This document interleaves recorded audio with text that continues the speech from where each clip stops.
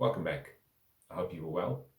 Uh, Today, I am going to be speaking about a topic, uh, the lies we tell women.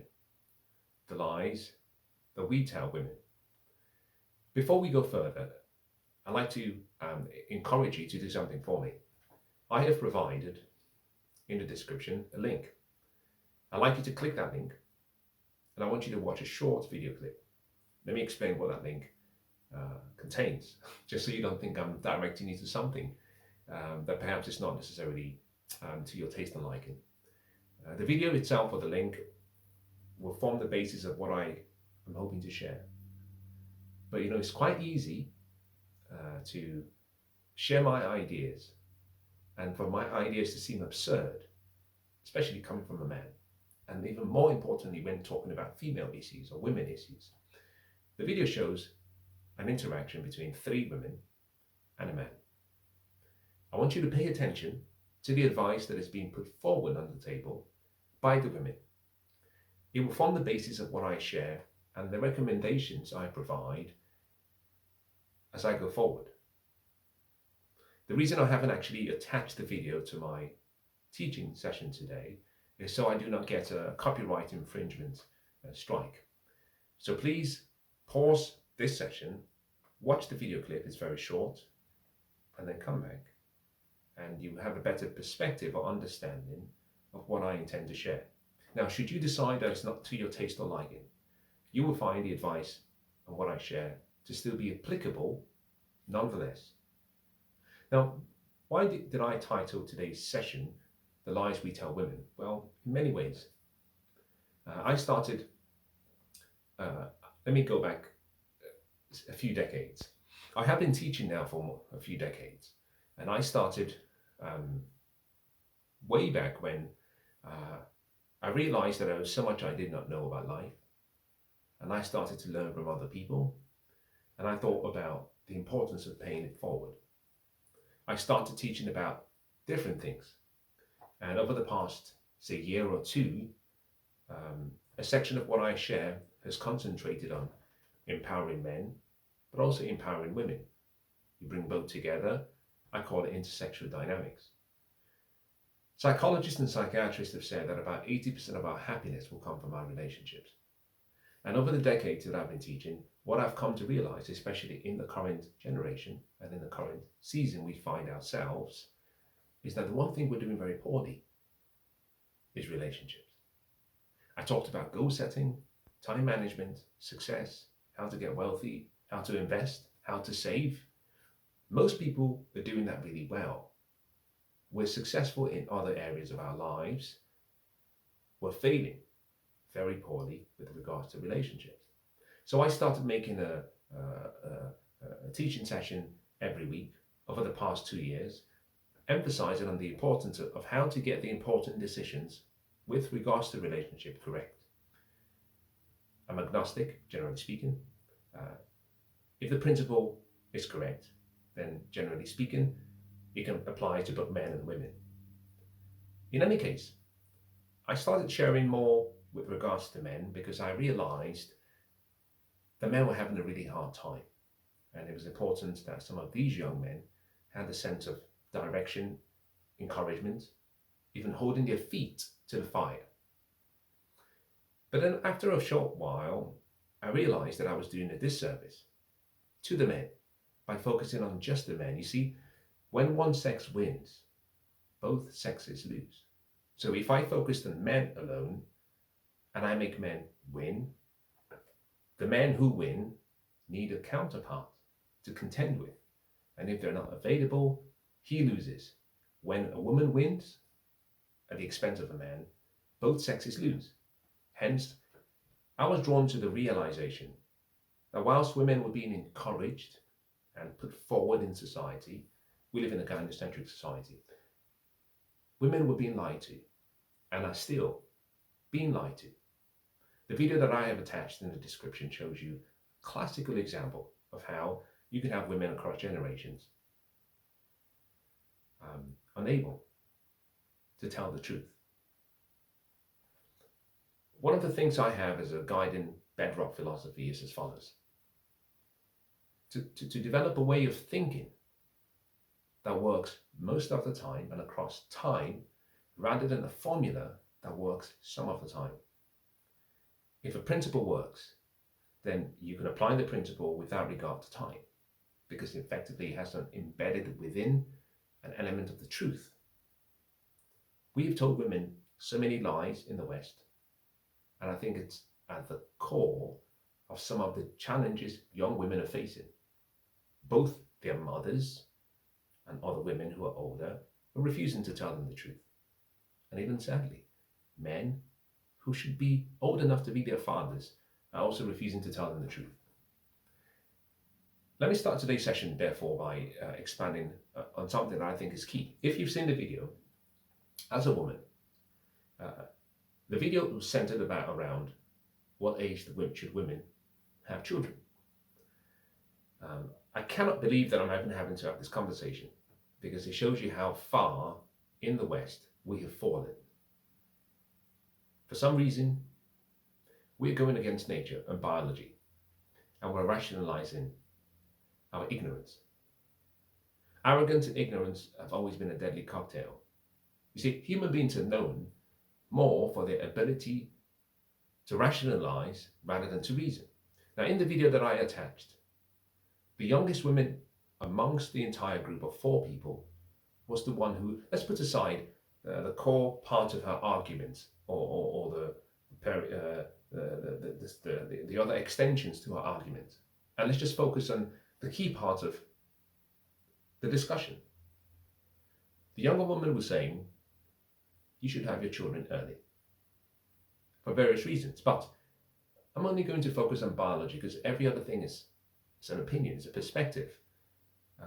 The reason we say things are natural is because they come from nature. Now, you can fool everyone, but you can't fool nature.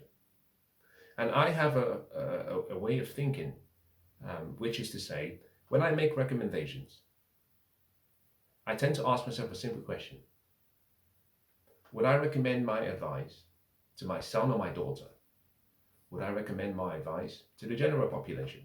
Because if the formula or the principle is good, then my response or the answer should be yes. If it works for one, it should work for all. In the West, we have this issue with almost what I call reverse narcissism. We've raised the generation, 2 generations, 3 generations to think about just themselves. So much so that most people cannot empathize about how to put themselves in other people's shoes. So when you talk about matters or issues, people tend to deflect back to anecdotal experiences and feelings. It was exactly what we were seeing in the video. I take issue the most with a man. Let me say a few things. I have made reference in the past in sessions that I have done about how the baby boom generation destroyed the West. The silent generation and the great generation, or rather the great generation 1900s or 1900 up until 1929, the great generation. The silent generation 28-29 up to about 1944. These 2 generations are the bedrock of how the West was built. Great men and women who loved their country, loved their nations, loved their families, and sacrificed. The baby boom generation born between 45, born after the end of the Second World Wars, was the first generation that did not really get to experience war. We had solved the issue about survival and safety. The silent generation wanted to gift their children everything that they did not have. They raised a generation who were very, very selfish. The baby boom generation was followed by Generation X, my generation, and Generation X was followed by Generation Y, and then Generation Z. In the video that I have attached in the description, what you see is a man who is in the baby boom generation. You see another woman who is in Generation X. 2 women, and then next a woman who is a millennial, Generation Y. And then the very last, I think the young woman who is making the argument about the importance of the role biology plays, could be the very end of Generation Y or going to Generation Z. In any case, We have 3 generations that I am sure about in the conversation and in the interaction. And what we can see is that no one is telling the truth. Usually when I speak with women, I ask a simple question. Would you advise your daughter, your loved one, to apply the same principles and decisions that you have made or you're recommending? And would you recommend it to the entire nation? As a society, we have to start telling women the truth. One of the truths that we have to tell women is that women, you cannot have it all. We tell men this, but for some reason, we lie to women. We tell men from a young age, you cannot have it all. You have to work hard. You have to make something of yourself. You have to make yourself an indispensable asset. You have to solve problems for other people, and the marketplace will reward you. But even when the marketplace does, you cannot have it all. So men have an understanding about hierarchy. We have an understanding about biology. We have an understanding about nature. Most men do not go against nature. And when we do, we accept the consequences of going against nature. And here is a key part to what I would like to share. And when we accept the consequences, we generally speaking, with the exception of the West, we share our failures to younger men and encourage them not to make the same mistakes that we are making. In the West, women do not do this. They encourage younger women to make the same mistakes they made. There are 3 stages of a woman's journey: maiden, motherhood, and matriarchy. 3 important stages. You must transition willingly from maiden to motherhood. Now, there are some women, a small percentage of women, who do not want to be mothers and who are very sure that they do not want to be mothers. But there is a much bigger number of women who believe or who think at the younger age that they do not want to be mothers, but at the time they are speaking from a place of not knowing, a lack of awareness. But as they get older and as they approach their 30s and mid-30s, the natural biological instinct and urge and drive and desire comes to the surface. So what we have is women who are certain they do not want to be mothers, and women who perhaps think that they do not want to be mothers, but over time will change their mind. And then finally, matriarchy. Women in the West, for some reason, want to remain in the maiden phase, which is why you can see women who are 50 who have no shame in sharing on social media for the entire world bikini photos, almost semi-nude photos of themselves, because they're still seeking validation.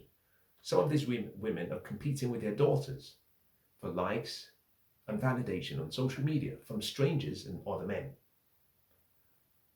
They've refused to transition through the stages. Some who are in the motherhood stage are still behaving like maidens, and some who are in the matriarchy phase are still behaving like maidens. And part of the reason is because we have sexualized most of the West into thinking a woman's agency is only her sexuality. You see, numbers never tell a lie. As you get older, whether you are a man or a woman, you cannot compete with your younger self from a perspective of youth, beauty, chastity, purity. You cannot. It doesn't matter how much experience you've received along the journey. You might be a better person, you may have more resources, but men, as we age, our sexual marketplace value drops and our reproductive fertility value drops. The idea that we can say to men that at 50, your ability to reproduce is the same as when you were 20 is absurd. Men will not even say that because we understand that the quality of our sperm and the likelihood of complications increases with age. For some reason, we are loath to tell women what we know from a biological perspective to be true, which is, once you start your cycle and you start going through that phase, you have a quantity of eggs released and a quality of eggs embedded in that quantity. And as you age, the quantity decreases and the quality decreases. In the same manner that a quality of a man has the ability to produce sperm until he drops dead. But the quality of the sperm he produces is not the same with time. It deteriorates with time. Men understand this. Men understand this natural process. We do not tell younger men to delay and wait until they're 70 or wait until they're 60. We encourage young men, and I've done sessions, and I even say to young men, because of the lack of intrusiveness in freezing your sperm, you should consider doing that in your 20s. Yes, you're judged based on your resources, but a time will come when you want to be a father. Don't believe that everything will be hunky-dory. So in your 20s, rather than ejaculate to porn and OnlyFans and magazines, put in a cup, have it frozen through the right process. It's not intrusive, whereas the process of collecting a woman's eggs is a lot more intrusive. It's not a nice process. For men, it's much easier. So freeze your eggs, freeze your sperm as a man, the younger you are. As a matter of fact, women should do the same for their eggs, especially those who are not sure whether they want to be mothers. Do it early so you have good fertile eggs. By doing that, what you ensure is that you don't live a life of regret. That's something I will get to at the end of the session.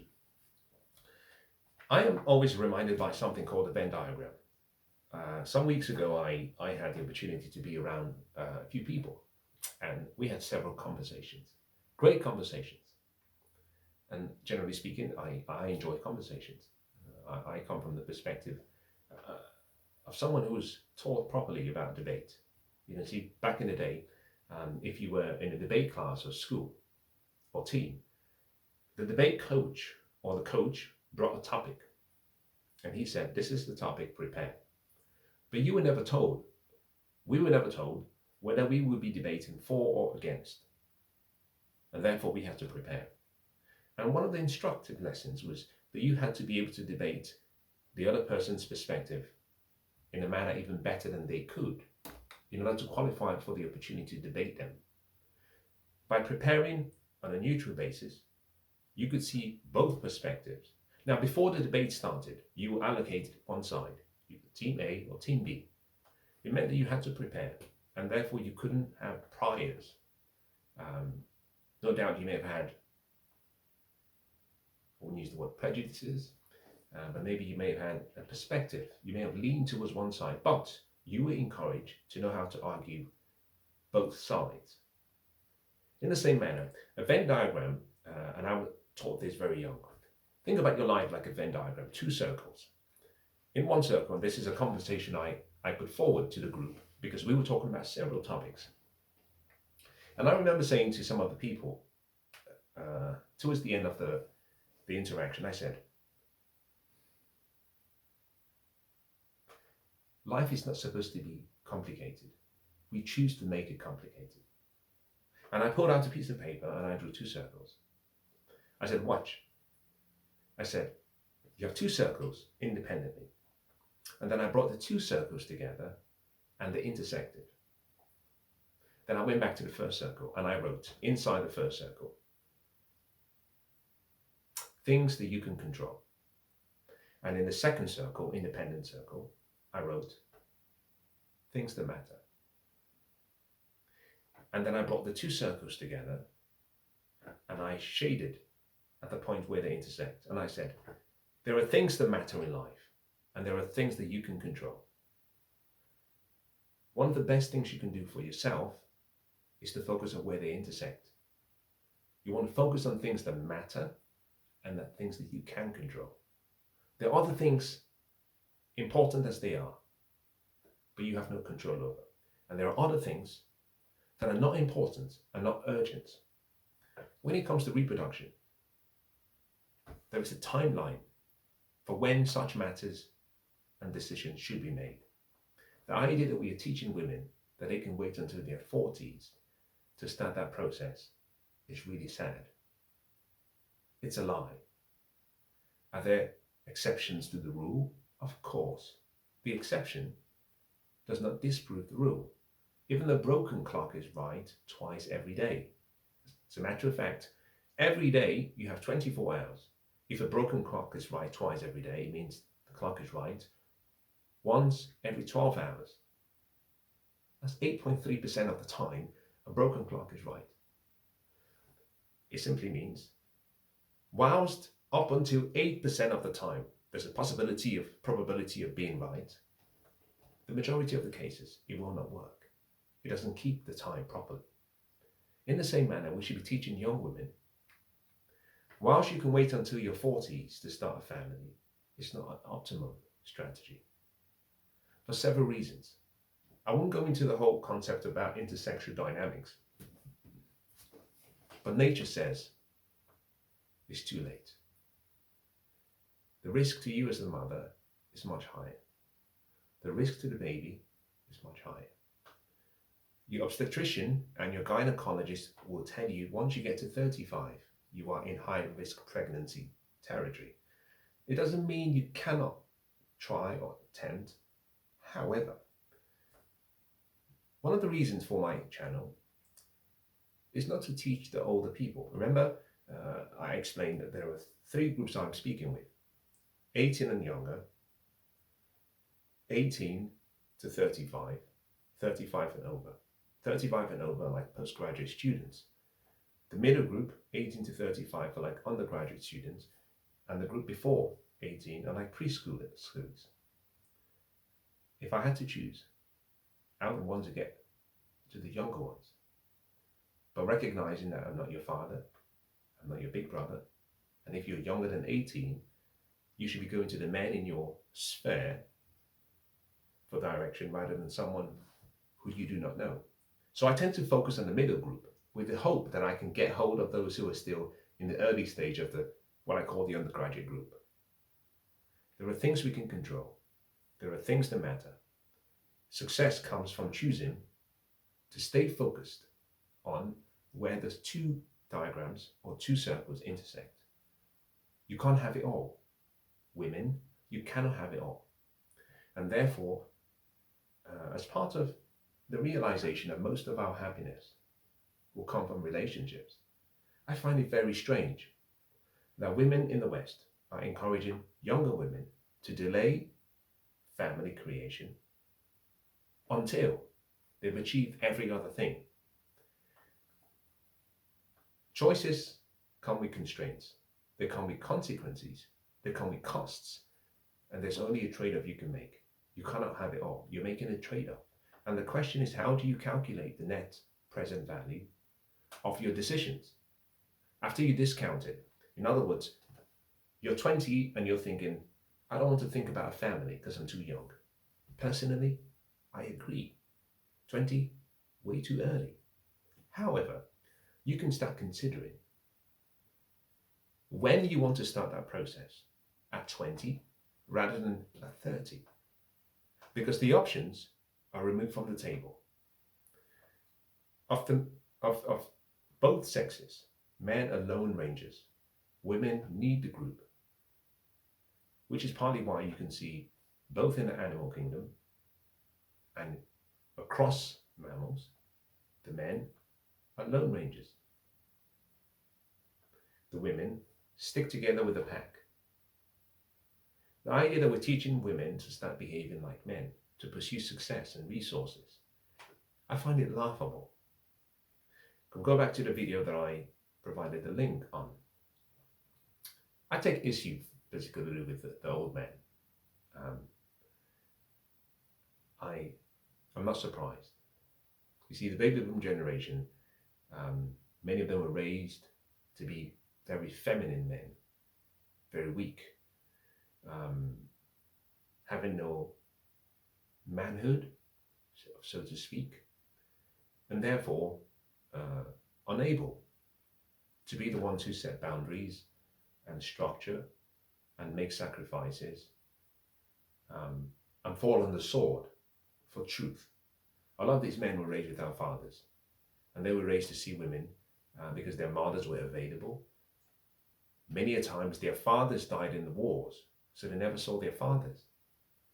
They were raised with their mothers and they idealized women, and therefore they think from the perspective of the feminine lens. As I listened to the four people speak, I could not believe that the youngest person on the panel, the young woman, was the one who was still saying, biology matters. Make this decision early. We have people rationalizing lies. The word rationalize just simply means you're rationing lies. Now, the question is what matters? For some reason, we've been told, telling women, that success in the world and in the workplace triumphs relational success and family success. I'm going to move this conversation aside so I can bring in an analogy that most people will understand. When we talk about Mark Zuckerberg and Jeff Bezos, and we talk about Elon Musk, and we talk about the likes of Peter Thiel, a lot of these great venture capitalists and entrepreneurs and inventors, we pedestalize them. We pedestalize them because we've seen their success. We've seen how successful, how they took a business that was worth nothing and built their businesses into multi-billion, sometimes going up to trillion-pound businesses. What we do not include in the sample size of successes are all the other people who took the same path but died in the volcano of business. People who were burned to the ground. And so the sample size only includes successful people, people who made it to the top. And we don't look down and say, well, look at all those skulls and bones. People who, for which 99.9% did not make it. So we skew the distribution to only say, well, yes, if you want to be successful, you have to behave and think you are Mark Zuckerberg and you're Elon Musk and you're all the great entrepreneurs. Well, we do not say, look down and see all the bones, the dry bones, all the people who tried to come up to the top but died along the way. You see, men derive their sense of value and purpose in part in two ways. From their, you might call their assignment, their purpose, or from their work. Our identity is intrinsically linked to what we do. Therefore, from a man's perspective, a man needs to do. He either has to be deployed into his purpose or employed into another person's purpose or goal. And he derives a sense of self-worth, self-esteem, self-concept, self-assurance from what he produces with his hands. Women, on the other hand, are more of the social of the two. Woman cares more and derives a sense of accomplishment and fulfillment and joy, not from what she produces by behaving like a man, but from the relationships and the people and the group, the love, the ability to nurture and nest and nourish. Men, we derive our sense of fulfillment from our ability to produce, give, provide, protect, preach, be the priest, and be there by our presence. We have been teaching women to behave like men. And what we're finding is biology stands in the center line and says, fine, you can act as you wish, but it doesn't change nature. Women, therefore, who choose. One of the women said something, and I'm going to deal with this perhaps in next week's conversation. She said something that I think men who are young and men who are in their 30s and above should listen to very carefully. She said, I had my fun in my 20s and my 30s. That's a whole new session. Translate. In my 20s and my 30s, I wasted my youth. I wasted my beauty. I wasted my my chastity, my purity. I was loose. I gave myself freely. I did everything I wanted to do. And when I got to my late 30s, I decided it was time to find a sucker to settle down with. At that time, all of my first choices as men who I thought were of some value, men who I admired, honored, respected, and esteemed, who I wanted, did not want me because I was too old. So I went down the list. I jumped my first and I chose the men who would accept me. And I reproduced for them. Men who were 30 plus, 35 particularly and above. Those of you who start dating women in their 30s and 40s, you are her second choice. You'll do for now. Those women are never happy. Why? Because all things remaining equal, if she did not have the biological need, she would not have chosen you. She would not have accepted your proposal. You were suckers. It was an unfair deal. The women you should have been dating should have been women who had the same or equal or even greater value in the marketplace, so that you were getting a good return for your investment.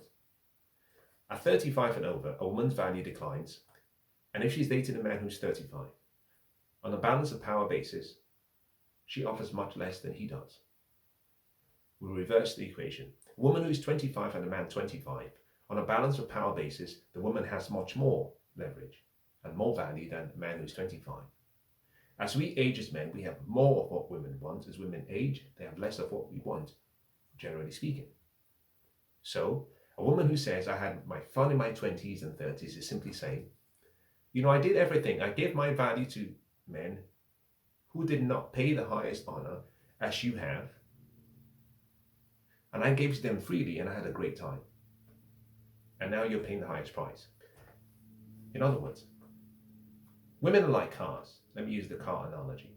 And I can say the same thing, men are like cars. In the 20s, it's a brand new car. But she chose to use herself or let herself be used as a hire car.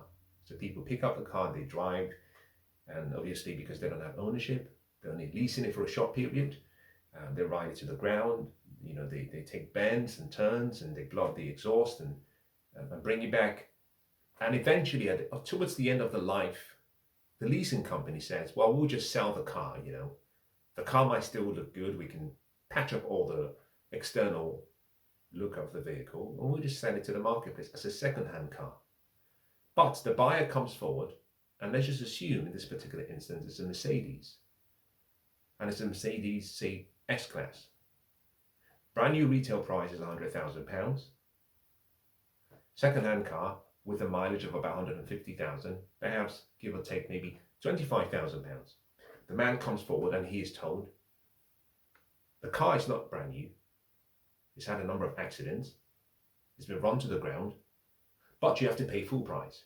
And some men are stupid enough to pay full price for a used vehicle, a vehicle that did not have any regard for itself, that was used on a lease basis.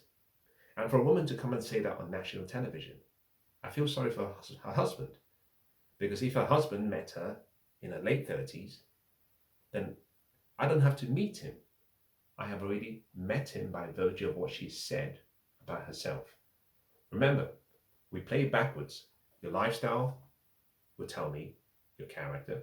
Character tells me your ethics. Your ethics tells me your value system. Your values tell me your morality. Your morality tells me your belief system. Your belief tells me your philosophy. I simply have to look at what you have done or how you live to understand your philosophy. And if you're married or with a significant other, I can judge on his character and his manhood based on who you are as a woman. Because a woman is an image, a reflection of a man.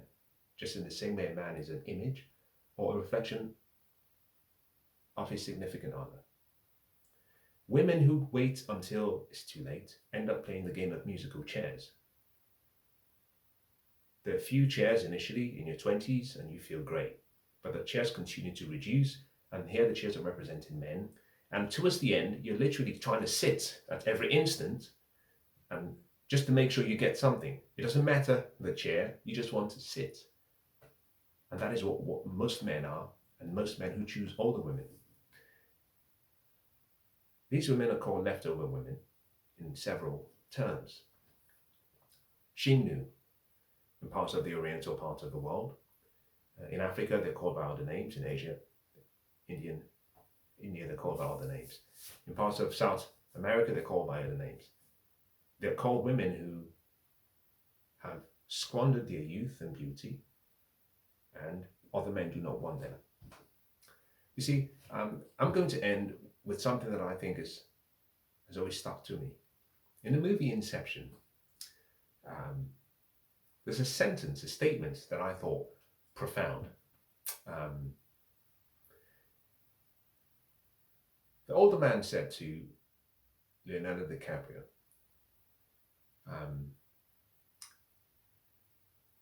he inferred from the conversation something that has stuck with my head, and it goes as follows. You will be an old man filled with regret, waiting to die alone. An old man filled with regret, waiting to die alone. A success formula should work. And if we were to tell women, wait until your 40s, wait until you've achieved success in your career, in your profession, despite not getting fulfillment from that on a long-term basis, but just wait. What you end up becoming is an old woman filled with regret, waiting to die alone.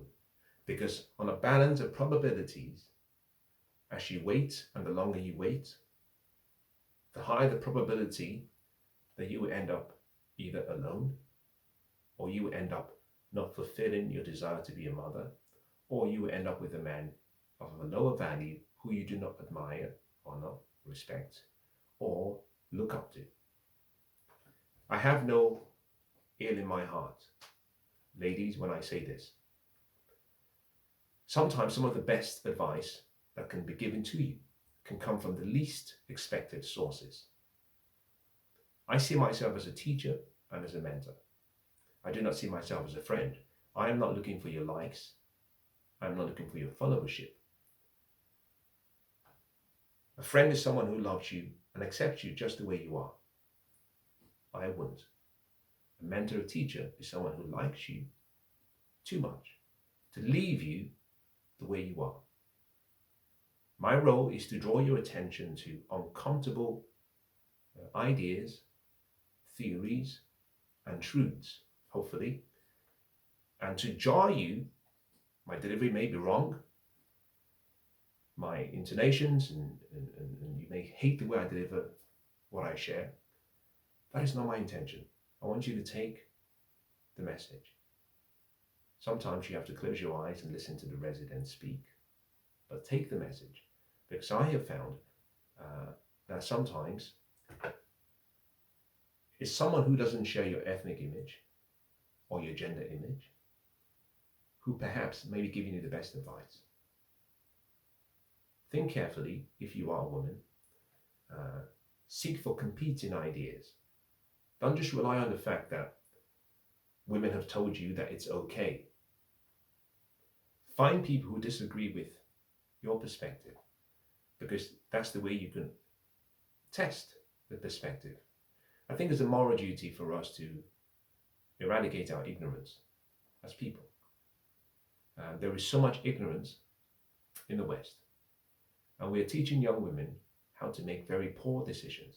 So I would encourage you, especially as I end this week, I would encourage you, if you are a young woman, understand that there are some decisions that you can control, and there are some decisions that really matter for your well-being, for your happiness.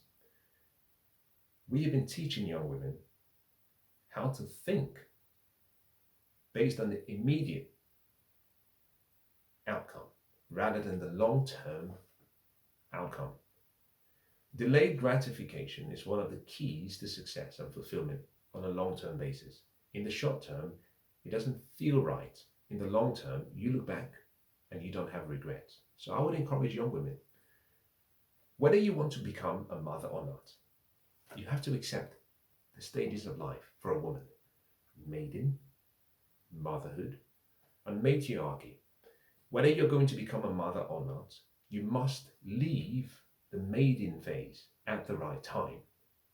Women who get to 30 and 35, you are no longer maidens. The maiden is for the young women. Women who are 29 and younger, as a matter of fact, women who are 27 and younger. From 28 onwards, you're transitioning into the motherhood phase, whether you want to be a mother or not. You don't have to be a mother, but you can play the role of a mother. And that means acting in the, in what I call in the honor of a mother, someone who is wise, by taking your life, lived, good or bad, and investing it in younger people. And as you move through the motherhood phase, you move into the matriarchy phase, a very important phase, a powerful phase. I've met many older women. As a matter of fact, one of the women I admire the most in the world, I put my mother aside, is in the matriarchy phase. You should see her. Incredible woman. She exudes beauty, intelligence, competence, love, happiness, forgiveness, and she's a great teacher. There is no shame. When I was in my younger years in life, I did not know what I know today. I have allowed myself to move through the stages that men all go through. This video is one of the examples. I'm not saying do what I did.